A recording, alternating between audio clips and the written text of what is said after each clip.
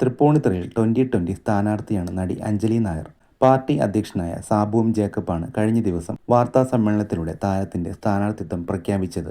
എൻഡിഎയുടെ സഖ്യകക്ഷിയായി മാറിയ ശേഷമുള്ള 2020യുടെ ആദ്യത്തെ തിരഞ്ഞെടുപ്പാണിത്. ബിജെപിക്ക് സ്വാധീനമുള്ള മണ്ഡലം ഘടകകക്ഷികൾക്ക് നൽകിയതിൽ എതിർപ്പ് നിലനിൽക്കെയാണ് 2020 സ്ഥാനാർത്ഥി പ്രഖ്യാപനം നടത്തിയത്. തിരഞ്ഞെടുപ്പ് പ്രചാരണത്തിന് സജീവമാകുവാൻ ഗണപതി ഹോമത്തോടെയാണ് അഞ്ജലി നായർ തുടക്കം കുറിച്ചിരിക്കുന്നത്. ഭഗവാന്റെ കാരുണ്യം കൊണ്ട് എല്ലാം നല്ല രീതിയിൽ നടക്കും. തനിക്കു ചുറ്റുമുള്ള ഈ ആൾക്കൂട്ടം തന്നെയാണ് തന്റെ ഏറ്റവും വലിയ ബലം എന്നാണ് അഞ്ജലി നായർ പറയുന്നത്. സിനിമാ പ്രവർത്തകരെ പൊതുവിൽ ജനങ്ങൾ രാഷ്ട്രീയത്തിൽ ഇറങ്ങുമ്പോൾ വലിയ രീതിയിലുള്ള സ്വീകാര്യത നൽകാറില്ലെങ്കിലും തൃപ്പൂണിത്തുറയിലെ തന്റെ സ്ഥാനാർത്ഥിത്വത്തെ എങ്ങനെ കാണുന്നു എന്ന മാധ്യമപ്രവർത്തകന്റെ ചോദ്യത്തിന് താൻ തൃപ്പൂണിത്തുറയുടെ മകളാണെന്നും താൻ തന്നെ ഒരു സിനിമാക്കാരിയായി ഇതുവരെ കണ്ടിട്ടില്ല എന്നുമാണ് അഞ്ജലി നായരുടെ പ്രതികരണം.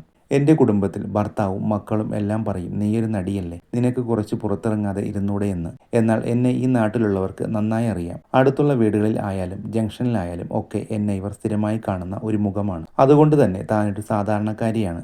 തൃപ്പൂണിത്തുറയുടെ മകളായി ജനങ്ങൾ ഏറ്റെടുക്കും എന്നാണ് തന്റെ ഉറച്ച വിശ്വാസമെന്നും അഞ്ജലി നായർ പ്രതികരിച്ചു. സിനിമ എൻ്റെ ഒരു ജോലി മാത്രമാണ്. തന്നെ ഒരു സാധാരണക്കാരിയായ മകളായി ഏറ്റെടുത്ത് വിജയിപ്പിക്കണമെന്നാണ് പ്രാർത്ഥനയും അഭ്യർത്ഥനയെന്നും അഞ്ജലി നായർ പറഞ്ഞു.